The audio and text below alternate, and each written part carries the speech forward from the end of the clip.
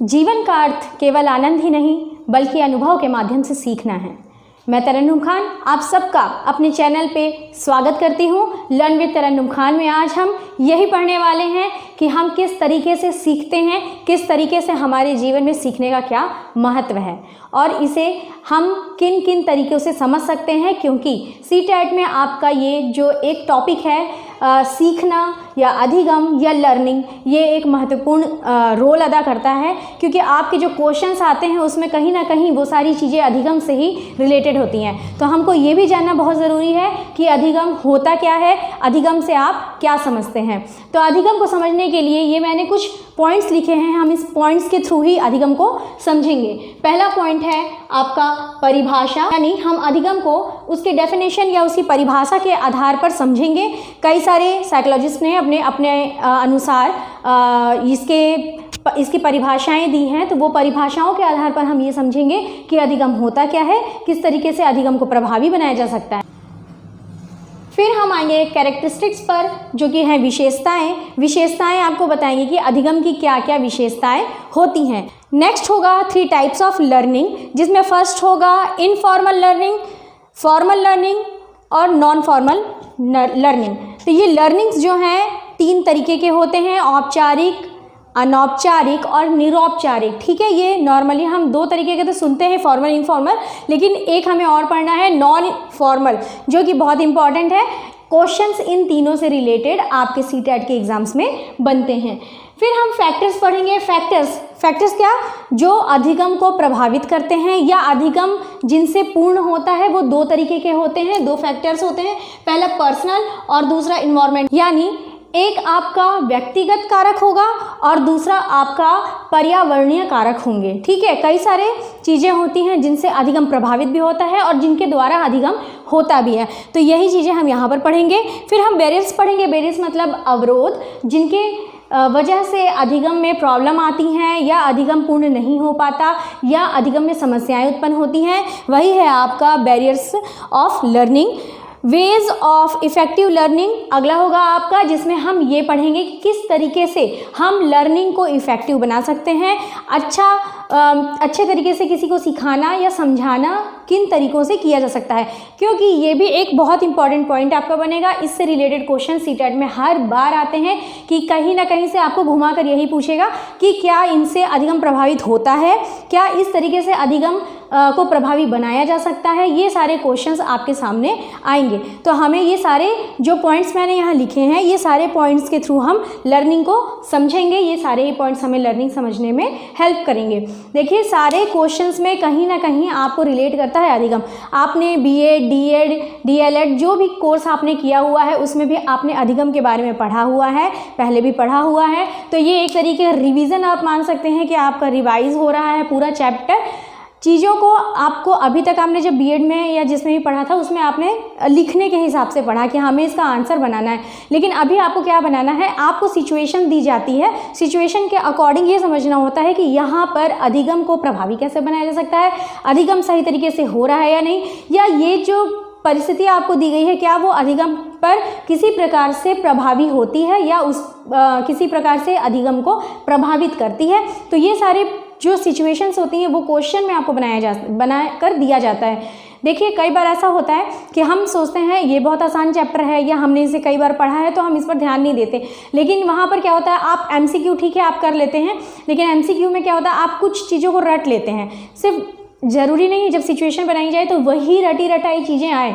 अगर आपने एमसीक्यू के थ्रू कोई आंसर को रटा है तो फिर आप हर बार ज़रूरी तो नहीं कि वही क्वेश्चन आपसे रिपीट कर दिया जाएगा, चीज़ें वही पूछी जाएंगी, लेकिन उसका तरीका अलग हो सकता है। इसलिए मैं हमेशा आपको यही समझा रही हूँ या बार बार ये जोर दे रही हूँ कि आप कॉन्सेप्ट क्लियर कर लीजिए, क्योंकि अगर आपका कॉन्सेप्ट क्लियर रहेगा तो आप क्वेश्चंस को उन कॉन्सेप्ट के ऊपर रखकर समझ पाएंगे और उससे आंसर को निर्धारित करने में आपको काफ़ी हेल्प होगी। सिर्फ एमसीक्यू से क्या होगा कि आप एमसीक्यू पढ़ तो लेंगे, बहुत सारे चैनल्स में आपको ये चीज़ें मिलेंगी कि वो एमसीक्यू कराते जाते हैं, लेकिन एमसीक्यू कराने से ही कुछ नहीं होता, आपका पीछे का उसका कॉन्सेप्ट क्लियर होना बहुत ज़रूरी है। जब तक कॉन्सेप्ट नहीं समझ रहे हैं तब तक आपको क्वेश्चंस को बनाना ज़रूरी नहीं है कि आप सही आंसर उसका अटैम्प्ट कर पाएँ। तो इसलिए आपको ध्यान देना है, कॉन्सेप्ट समझिए, कॉन्सेप्ट के बाद ही आप क्वेश्चंस पे आइए। क्लास को आगे बढ़ाते हैं। यहाँ से क्लास आगे बढ़ाने से पहले एक रिक्वेस्ट आपसे करूँगी कि आप जल्द से जल्द हमारे चैनल को सब्सक्राइब कर लीजिए अगर आपने नहीं किया है। चैनल को लाइक कर लीजिए। जो भी आपको लेक्चर्स मिलते हैं उसमें बहुत मेहनत लगती है, तो प्लीज़ लाइक किया करिए और शेयर करिए अपने फ्रेंड्स में, ज़्यादा से ज़्यादा लोगों तक इसे पहुंचाइए ताकि आपके साथ साथ उन्हें भी फ़ायदा हो सके। बहुत सारे स्टूडेंट्स ऐसे हैं जिनके पास इतने पैसे नहीं हैं कि वो फ़ी पे करके और पढ़ाई कर सकें, तो उनके लिए काफ़ी कुछ इससे हेल्प हो जाएगी। तो प्लीज़ आप सभी हमारे चैनल को शेयर करिए जितना ज़्यादा हो सके। तो चलिए हम समझते हैं कि अधिगम क्या है। ठीक है, अधिगम को समझने के लिए देखिए, आप शुरू से अंत तक वीडियो में प्लीज़ बने रहिए। लास्ट तक आप लेक्चर को देखिएगा, तब आपको ये पूरा टॉपिक पूरा क्लियर हो जाएगा। मैं कोशिश करूँगी कि ज़्यादा से ज़्यादा अच्छी तरीके से आपको ये टॉपिक समझा सकूँ। तो हम अधिगम को जब समझते हैं तो अधिगम समझने के लिए सबसे पहले हमें कुछ बड़े विद्वानों ने जो परिभाषाएं दी हैं उसे अगर हम समझ लें तो अधिगम हमारे लिए ज़्यादा क्लियर हो जाएगा। तो यहाँ पर अगर हम समझें डेफिनेशन के थ्रू, तो डेफिनेशन में पहले आपको डेफिनेशन मिलेगी क्रोनबेक की। क्रोनबेक क्या कहते हैं कि learning is shown by a change in behaviour as result of experience. ठीक है, लर्निंग क्या है? अधिगम अनुभव के परिणाम स्वरूप व्यवहार में परिवर्तन द्वारा प्रदर्शित होता है। जो भी अधिगम होता है, जो भी हम सीखते हैं, वो सारी चीज़ें हमारे व्यवहार में प्रदर्शित होता है। किस चीज़ का परिणाम है? वो अनुभवों का परिणाम है। जब हम किसी चीज़ को सीखते हैं, किसी चीज़ को समझते हैं, तो अधिगम के स्वरूप हमारे व्यवहार में जो परिवर्तन आता है, जो परिवर्तन हमें हमारे अंदर देखने को मिलता है, वही सारी चीज़ें अधिगम हैं। ठीक है, अगर हम सेकंड जो परिभाषा है उसे लेते हैं, गेट्स ने जो कहा, learning is a modification of behaviour through experience and training. यानी लर्निंग क्या है? एक ऐसा मॉडिफिकेशन या रूपांतरण है जो ट्रेनिंग से या एक्सपीरियंस से आता है। किसमें? बिहेवियर में। हमारे बिहेवियर में जो भी रूपांतरण आ रहा है, जो भी परिवर्तन देखा जाता है, जो भी मॉडिफिकेशन देखा जाता है, वो ही क्या है? आपकी लर्निंग। और ये लर्निंग हम कहाँ से प्राप्त कर रहे हैं? या तो हम एजुकेशन के थ्रू प्राप्त कर रहे हैं, या कोई ट्रेनिंग लेकर हम प्राप्त कर रहे हैं, या हमारे दैनिक जीवन में या हमारे लाइफ में जो एक्सपीरियंस हमें मिलते हैं छोटी छोटी चीज़ों से, वही क्या है? लर्निंग है। तो अधिगम का सीधा सा मतलब है, अगर हम अधिगम को सामान्य से शब्दों में समझें तो अधिगम का मतलब होता है सीखना। जो भी चीज़ें आप सीखते हैं, आपके व्यवहार में उनके द्वारा जो परिवर्तन देखने को मिलता है, वही होता है अधिगम या सीखना या लर्निंग। अधिगम प्रत्यक्ष रूप से भी दिखाई देगा आपके व्यवहारों में, या अप्रत्यक्ष रूप से भी दिखाई देगा। कुछ चीज़ें हमें दिखाई देती हैं, कुछ चीज़ें हमें दिखाई नहीं देती, लेकिन हम उन चीज़ों को सीख रहे होते हैं। ठीक है, और ये जो है, हमें जो अनुभव प्राप्त होते हैं हमारे जीवन में, दैनिक जीवन में, चाहे आपकी फैमिली में हो, चाहे आपके स्कूल में हो, चाहे आपके फ्रेंड्स सर्कल में हो, या सामाजिक तौर से हम जो भी अनुभव लेते हैं प्रत्यक्ष रूप से ही प्राप्त होता है। कई बार अप्रत्यक्ष रूप से, यानी डायरेक्टली कोई आपको कुछ चीज़ें समझा रहा है तो भी आपको आपके व्यवहार में उस चीज़ से परिवर्तन आ रहा है, या आप सीख रहे हैं, या अप्रत्यक्ष रूप से, यानी किसी चीज़ को हमने किया, या मान लीजिए एक बच्चे को एक कहानी सुनाई गई और उस कहानी के थ्रू उसने ये समझा कि, जैसे लास्ट में बोला जाता है ना, इस कहानी से आपको ये शिक्षा मिलती है। तो इस तरीके से भी हमें कुछ सीखने को मिलता है। तो प्रत्यक्ष रूप से भी मिल रहा है हमें सीखने के लिए, और अप्रत्यक्ष रूप से भी मिल रहा है। तो किसी भी तरीके से जो भी चीज़ें हम सीखते हैं वही हमारी क्या है? लर्निंग है। कई बार इसे देखा जाता है, इससे एक स्थायी परिवर्तन भी व्यक्ति के अंदर आता है, लेकिन कई बार यह अस्थायी भी होता है। यानी आप कुछ समय के लिए सीखेंगे और फिर उससे शायद कुछ समय के बाद भूल भी जाएं। और कुछ चीज़ें स्थायी रूप से भी आती हैं। जैसे अगर ये बात करें, हम सीटेट एग्ज़ाम की बात करें, या मान लीजिए जो भी एग्ज़ाम आप अपने राज्य का दे रहे हैं, या बीएड की पढ़ाई कर रहे हैं, अभी आप जो चीज़ें सीख रहे हैं, ठीक है, उनमें से कई सारी चीज़ें आप अपने जीवन में, आपके जीवन में वो चीज़ें आ जाएंगी। आप उन चीज़ों को कभी नहीं भूलने वाले आगे। लेकिन कुछ चीज़ें होंगी जो आप सीखते तो होंगे, लेकिन वो सिर्फ आप इस टाइम पीरियड के लिए सीख रहे होंगे, या हो सकता है आप सिर्फ एग्ज़ाम के लिए पढ़ रहे होंगे। तो एक उद्देश्य रहता है और हम उसके कारण कुछ चीज़ें सीखते हैं कई बार, और कई बार ऐसा होता है कि कई सारी चीज़ें हम सीख लेते हैं और वो चीज़ें हमारे जीवन में हमेशा के लिए रहती हैं। तो यही क्या है? अधिगम है। जैसे हम एक सिंपल से एग्जाम्पल ले लेते हैं, अपने दैनिक जीवन से ही लेते हैं कि हम सब ने बचपन में साइकिल चलाना सीखी। ठीक है, अभी हम सभी स्कूटी पे चल रहे हैं, बाइक पे चल रहे हैं, लेकिन एक समय था जब हम सबसे पहले तो हमने साइकिल चलाना सीखी थी कि दो पहिए को किस तरीके से बैलेंस किया जाता है। ये सीखने के लिए हमने जब साइकिल पकड़ी तो क्या आप साइकिल पे बैठे और साइकिल चलने लग गई थी? ऐसा हुआ था? नहीं होता ऐसा, ठीक है। आप जब साइकिल चलाना सीखते हैं कभी आप लड़खड़ाते हैं, कभी आप गिरते हैं, और फिर धीरे धीरे जब आप उसे धीरे धीरे चलाना सीखते हैं और फिर धीरे से आप उसे सही तरीके से चलाना सीख जाते हैं, ठीक है। तो यही है अधिगम, आप धीरे धीरे चीज़ों को सीखते हैं। जैसे आप बोलिएगा, अच्छा आप अभी भी आप लोगों को याद होगा साइकिल चलाना, ऐसा तो नहीं कि भूल गए, तो वो चीज़ें आपके व्यवहार में आ गई। टाइपिंग की अगर हम बात करें, हम जब कंप्यूटर पे टाइप करते हैं या टाइपराइटर पे टाइप करते हैं या मोबाइल पे ही टाइप करते हैं, ठीक है, तो कितने लोगों की स्पीड होगी, एक मैसेज लिखता होगा सामने वाला और इधर से 10 मैसेज चले जाते होंगे, ठीक है, होता है ऐसा। लेकिन ये क्या आया, किससे आया, ये आया आपकी टाइपिंग स्पीड किससे आई, आपने इतने ज़्यादा टाइपिंग कर ली, इतनी ज़्यादा टाइपिंग कर ली कि वो चीज़ आपके व्यवहार में आ गई। अब आप बहुत जल्दी जल्दी टाइपिंग कर सकते हैं। पर क्या जब आपने ये स्मार्टफ़ोन या टच स्क्रीन फ़ोन जब आपने अपने हाथ में पकड़ा था, तब क्या आपको ये टाइपिंग आती थी, इतनी स्पीड से आप टाइपिंग कर पाते थे, नहीं कर पाते थे। इसका मतलब आप बहुत ज़्यादा टाइपिंग कर रहे हैं, ठीक है। तो इतनी टाइपिंग मत करिए, पढ़ाई ज़्यादा करिए, ठीक है। तो अगर हम देखेंगे, एक छोटा बच्चा होता है, वो बच्चा क्या करता है, मान लीजिए शुरू में आप उसका बर्थडे सेलिब्रेट कर रहे हैं, केक के ऊपर आपने मोमबत्ती लगा दी।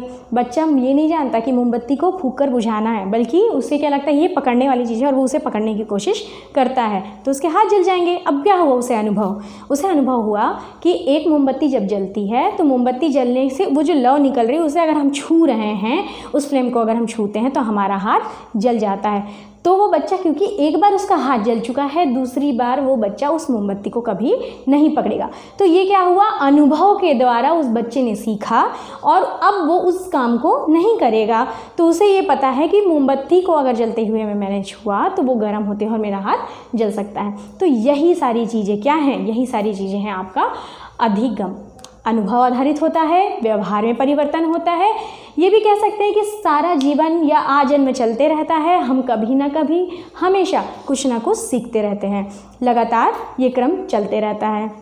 अधिगम में कई बार हम बोल सकते हैं कि अच्छी चीज़ों को भी सीखते हैं और बुरी चीज़ों को भी सीखते हैं। अगर आप बुरी संगति के साथ हैं तो उनके साथ जो चीज़ें देखेंगे, समझेंगे, सीखेंगे, वो चीज़ें आपके व्यवहार में आ जाएंगी। तो अधिगम का पॉजिटिव अधिगम भी हो सकता है, लर्निंग भी हो सकती है, और नेगेटिव लर्निंग भी हो सकती है। तो लर्निंग किसी भी वे में हो सकती है, लेकिन लर्निंग एक प्रोसेस है जो कंटिन्यू चलते रहती है और हम अनुभव के द्वारा उन्हें सीखते रहते हैं, ठीक है। तो ये है लर्निंग में अगर हम बात करें तो ये 3 पक्षों में एक पर्सन के प्रभाव डाल सकती हैं, ठीक है। यहाँ हम समझ सकते हैं, एक आपका होता है ज्ञानात्मक पक्ष, दूसरा आपका भावात्मक पक्ष,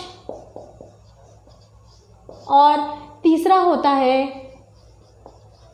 क्रियात्मक पक्ष। ये 3 पक्ष होते हैं, ठीक है, 3 ध्रुव हैं। तीनों पक्ष में क्या हो रहा है, परिवर्तन हो रहा है। ज्ञानात्मक पक्ष में भी परिवर्तन हो रहा है, क्रियात्मक पक्ष में भी परिवर्तन हो रहा है, और भावात्मक पक्ष में भी।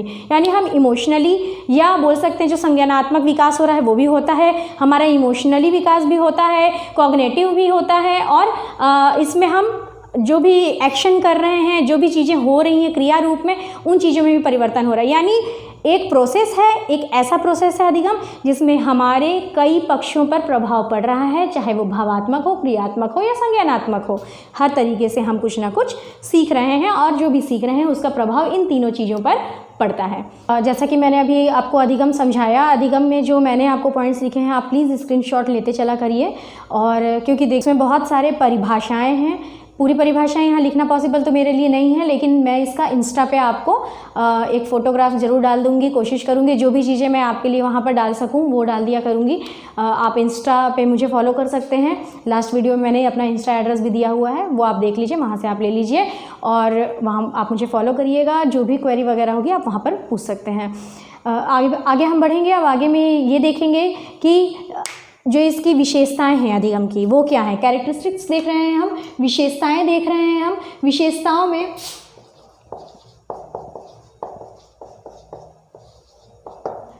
देखिए मैंने पूरी कोशिश की है आज कि मैं हिंदी इंग्लिश दोनों में लिखूं, सारी चीज़ों को पूरी ट्राई कर रही हूं।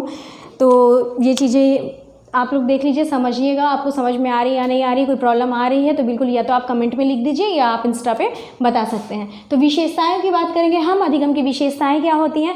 सबसे पहला देखा जाए तो विशेषता यानी आपके लिए अधिगम क्या है? सर्वव्यापी है। अधिगम हर जगह पर मौजूद होता है, यूनिवर्सल होता है। आप हर जगह सीख सकते हैं, ना सिर्फ अपने घर पे, परिवार में, बल्कि आप अगर स्कूल जा रहे हैं, विद्यालय जा रहे हैं, कहीं भी आप जाते हैं, वहाँ से आप कुछ ना कुछ ग्रहण कर सकते हैं।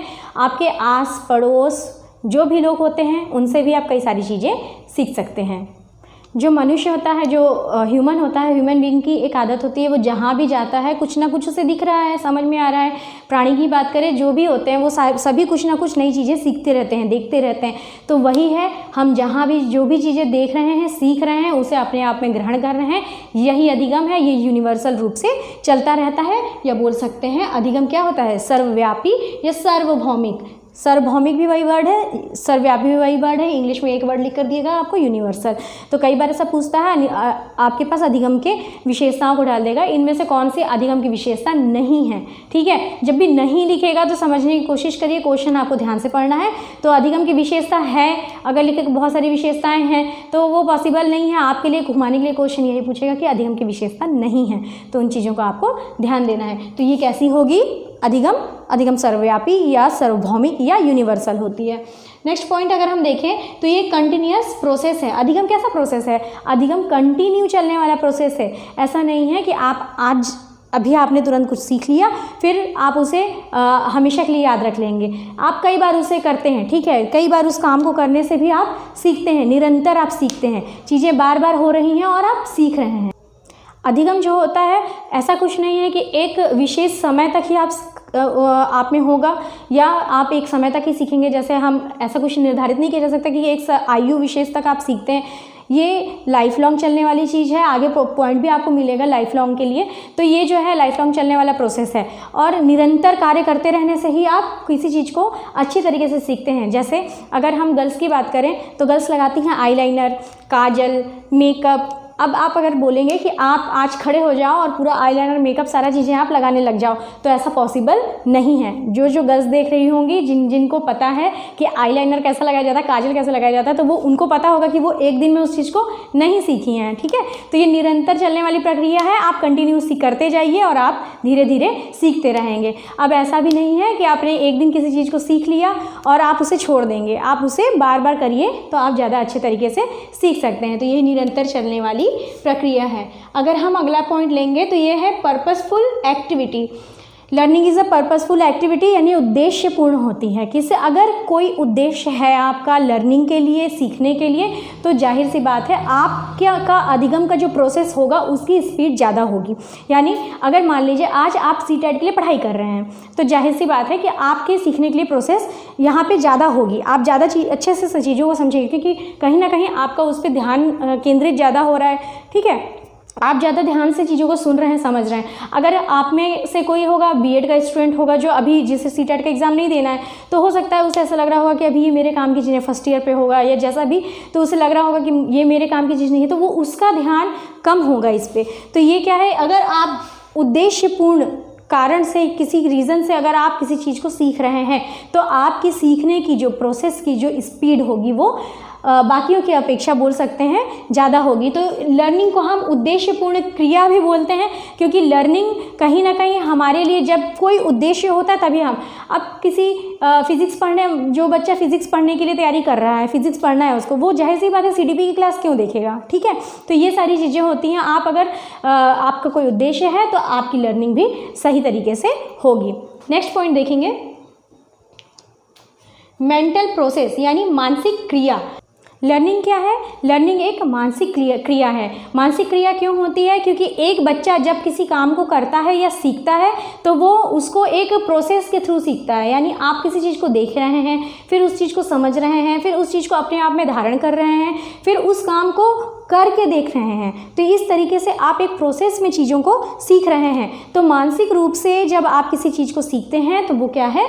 लर्निंग की प्रोसेस है। नेक्स्ट पॉइंट देखेंगे, सोशल प्रोसेस। हम लर्निंग को एक सोशल प्रोसेस या सामाजिक प्रक्रिया भी बोल सकते हैं। सामाजिक प्रक्रिया क्यों बोल सकते हैं? क्योंकि कहीं ना कहीं समाज में हम चीज़ें सीखते हैं, समाज के अंदर सीखते हैं, चाहे वो आपके आसपास का जो भी वातावरण है, समाज है, जितने लोगों से आप मिल रहे हैं, चाहे वो स्कूल हो या बाहर की दुनिया हो। एक बच्चा है, अगर बच्चे के लिए देखा जाए तो वो अपने परिवार से निकलकर कहाँ जा रहा है? स्कूल जाता है, या अपने छोटे से जो भी उसके मोहल्ले के फ्रेंड सर्किल होता है वहाँ होता है।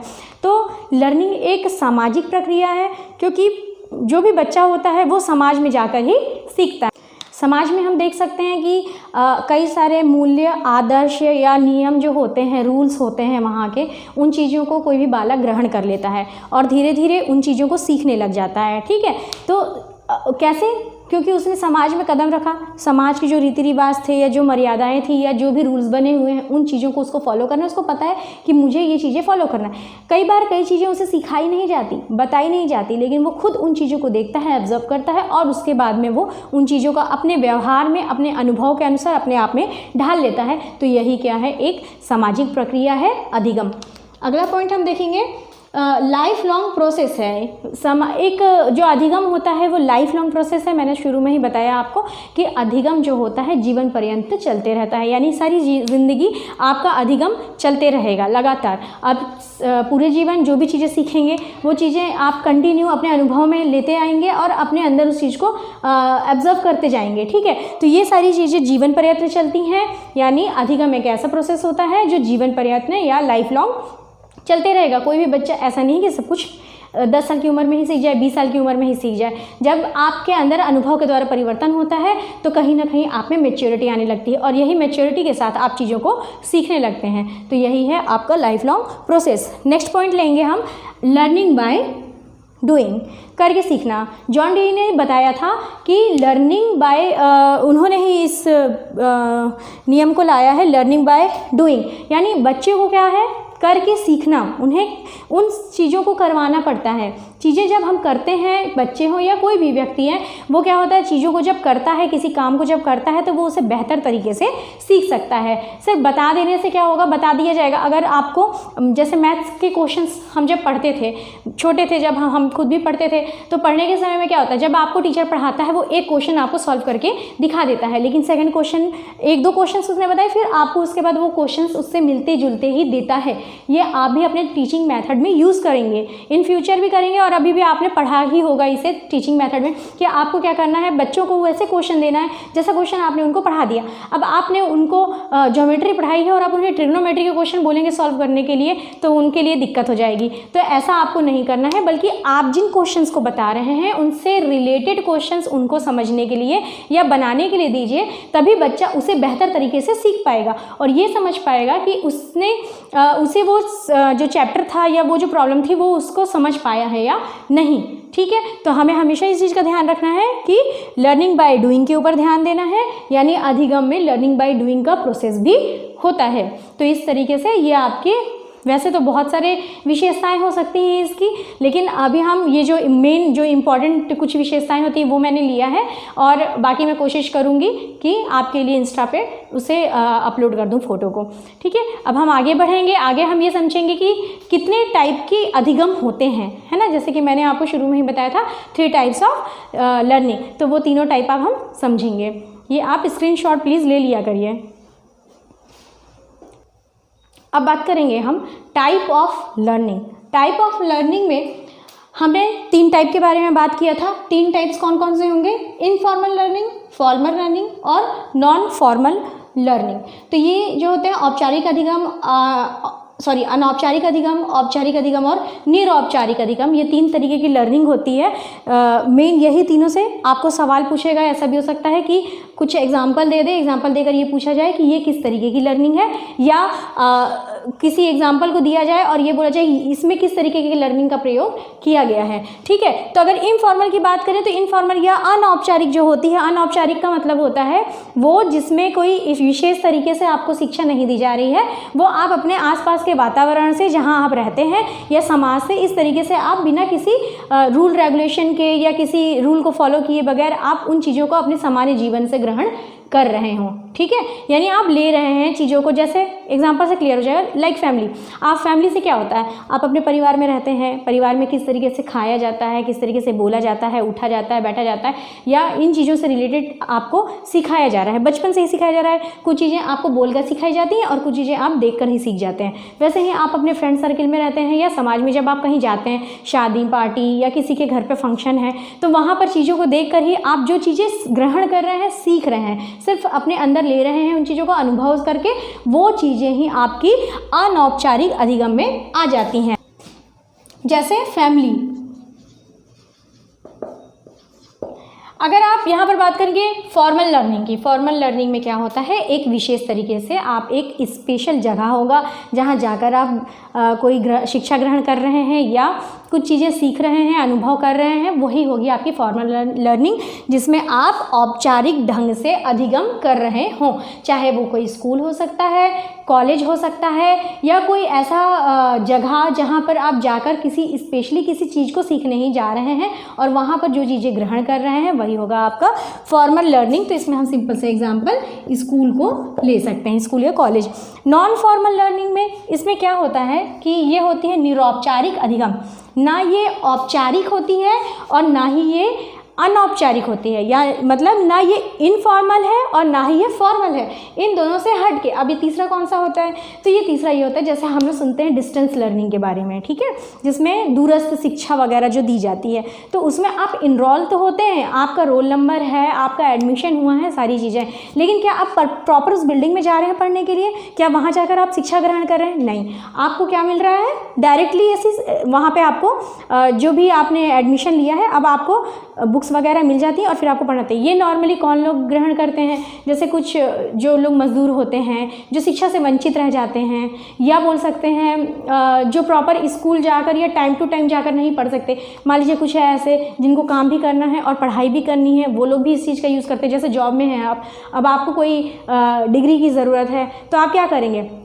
आप फॉर्मल लर्निंग में तो नहीं जा सकते, क्योंकि आपके पास इतना समय नहीं है कि आप मॉर्निंग 7 to 2 के टाइम से या 9 to 5 के टाइम से आप स्कूल या कॉलेज में जाकर बैठ सकें। तो आप वहाँ पर क्या यूज़ करते हैं, डिस्टेंस लर्निंग का यूज़ करते हैं, लेकिन वहाँ पर भी आपका अधिगम रुकता नहीं है, वहाँ पर भी आपको अधिगम के लिए सुविधाएँ प्रदान की जा रही हैं। तो यही है आपका 3 टाइप होते हैं, याद रखिए आप कितने टाइप होते हैं, 3 टाइप्स होते हैं। तीनों टाइप में पहला है आपका इनफॉर्मल लर्निंग यानी कि अनौपचारिक अधिगम, फिर है आपका फॉर्मल लर्निंग यानी औपचारिक अधिगम, नॉन फॉर्मल लर्निंग यानी निरौपचारिक अधिगम। तो आज हमने क्या क्या पढ़ा है वो चीज़ें हम समझ लेते हैं। देखिए ये लेक्चर थोड़ा लंबा हो जाएगा, इसलिए मैं इसे 2 पार्ट में बनाऊंगी, आपको सेकंड पार्ट अगले दिन मिल जाएगा।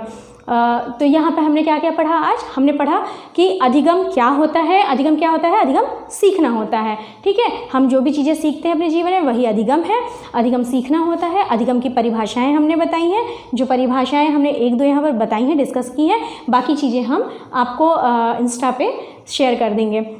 इसके अलावा हमने उसकी विशेषताएं देखी, कैरेक्टरिस्टिक्स देख लिए, और हमने देखा कि कितने टाइप की लर्निंग होती है या अधिगम होते हैं। तो 3 टाइप्स ऑफ लर्निंग याद रखना है, ये तीनों चीज़ें आपको पूछी जाती हैं। कितने तरीके की होती है, देखिए नॉर्मली हम लोग देखते हैं 2 तरीके की लर्निंग को ही समझते हैं, तीसरे तरीके की लर्निंग को भूल जाते हैं। ये नहीं भूलना है आपको, तीनों तरीके की लर्निंग याद रखिए। अब इसमें कुछ टॉपिक्स बच गए हैं, वो टॉपिक आपको सेकेंड लेक्चर में मैं प्रोवाइड करा दूँगी। तो आप मेरे साथ इसी तरीके से जुड़े रहिए जिस तरीके से आप लोग अभी तक जुड़ रहे हैं। और मैं बहुत आप लोगों से रिक्वेस्ट करना चाहती हूँ कि प्लीज़ आप लोग कम से कम अपने आसपास में फ्रेंड्स जो हैं उनमें, या जो आपके साथ में पढ़ते हैं उन तक में इस चैनल को शेयर करिए, ताकि लोग हमसे जुड़ सकें। ज़्यादा से ज़्यादा लोगों को जोड़िए आप, और अगर ज़्यादा से ज़्यादा लोग जुड़ेंगे तो बिल्कुल हम बहुत जल्द लाइव क्लासेस भी लेकर आएंगे। तो प्लीज़ लाइक करिए, शेयर करिए और सब्सक्राइब करिए। Thank you.